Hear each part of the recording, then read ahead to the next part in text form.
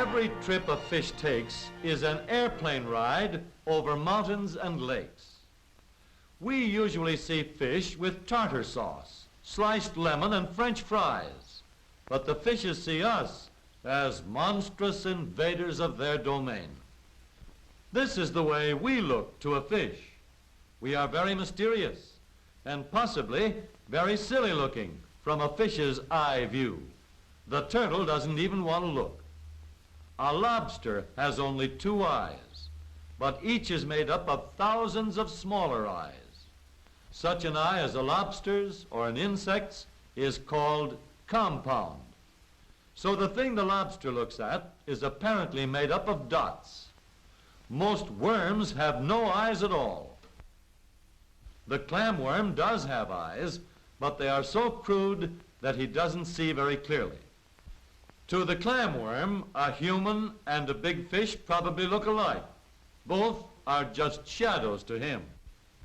To us, human eyesight seems just about perfect. As a matter of fact, most birds and even some lizards see much better than we. Nevertheless, our eyes are truly wonderful mechanisms. The human eye, like a miniature camera, has an iris to regulate the amount of light coming in and a lens. The shape of the lens of the eye can be changed by tiny muscles to suit the distance at which it has to work.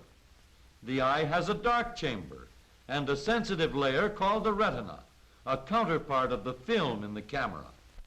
And back of the retina is a layer of black tissue, which, like the black paint inside the camera, prevents reflections which would blur the image. For an object to be seen sharply, the light rays coming from it to the eye must be focused so that an image falls exactly on the retina.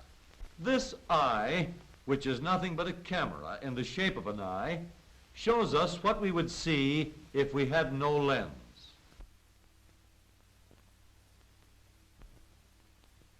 Rays from the object are so mixed and confused that we see nothing but a blur of changing light. But when we put a lens in the camera, rays of light from the object are controlled. They are bent and aimed at correct points on the retina. That is why we have a lens and cornea on the eye to bend or refract the rays.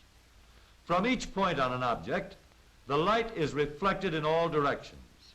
All the rays of this reflected light, which are aimed toward the aperture of the eye, are bent by the cornea and lens so that they come to a single point inside the eye. This is what we mean by focusing. From every other point on the object, the light is focused at a corresponding point inside the eye. In this way, a clear image of the object is built up. Because the rays cross, the image is upside down.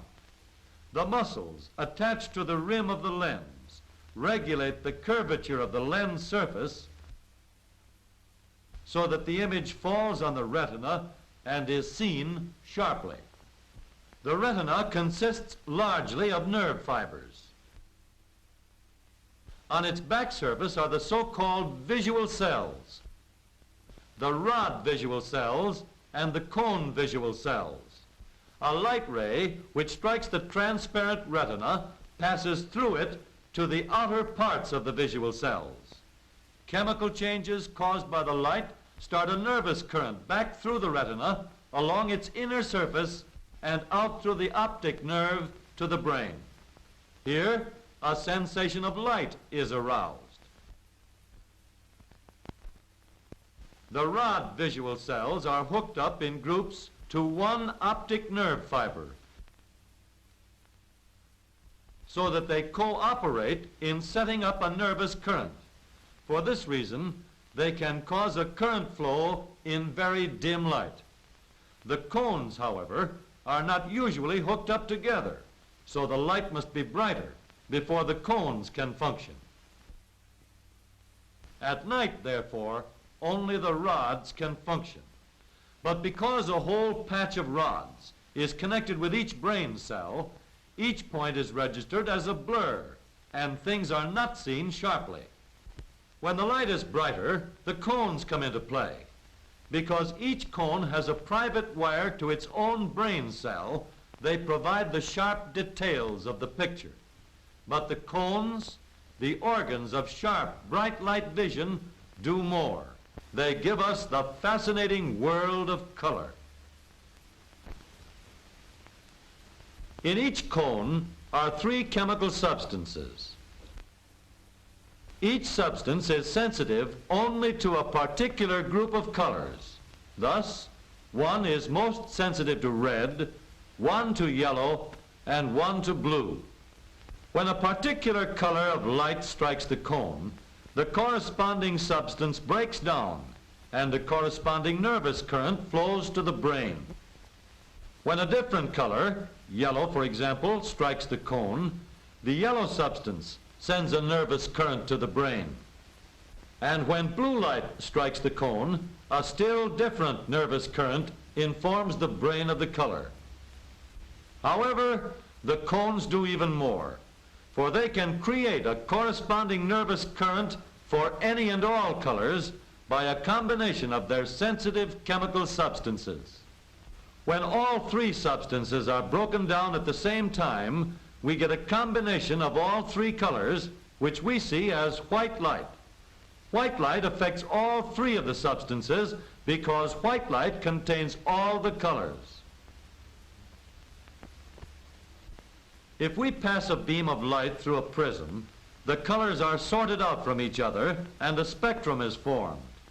Now, if we reflect the red end of the spectrum onto a screen by means of a mirror, then reflect the yellow portion, we can mix these 2 colors. Reflecting the blue end of the spectrum onto the screen takes all of the components of white light, and we have only to slide the blue spot over onto the orange to get white light back again. That is why we are able to see mixtures of 2 color rays as one color. We don't need green light in order to see green. And we don't need orange light to make us see orange. Mixtures of blue and yellow light and of yellow and red light will create green and orange for us. To make the eye see any and all colors, then only the 3 primaries, red, yellow, and blue, need be used. From these primaries, a complete color circle can be created. That is why it is possible to reproduce the brilliant colors of nature faithfully with just 3 primary colors in modern color reproducing processes. Each of the 3 colors is first extracted from the picture through its proper color filter. Any piece of transparent colored glass is a filter, letting through light of its own color. If some other light strikes the filter, it cannot get through. If a mixed light strikes the glass, some of its components may get through, while others are stopped and absorbed by the glass. Hence, filters extract from a scene not only the pure colors, but the parts of mixed colors that those colors contributed to the picture. After a colored picture has been separated in this manner, we can see all the yellow that was extracted from greens and oranges as well as pure yellow. The red that was extracted from the picture can be returned as pure red and in oranges and browns. Blue combines with red for purples and with yellow for greens. Black is then added to give tonal value and depth to the colors. Color strongly influences our daily lives. It can appeal to us pleasantly, make us feel hot or cold, gloomy or gay. It can affect our personality and mental outlook quite as definitely as a sleepless night, a cold in the head, or a good square meal. This knowledge and many, many additional facts are a part of the artist's tools as he works with colors.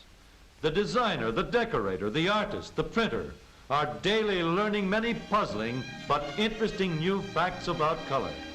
Soft blends and delicate shadings are the result of the artist's use of colors, combinations that react favorably on the nerves of our eyes and on our minds. combinations that are soothing and pleasing because they were based on a thorough knowledge of the fascinating subject of color.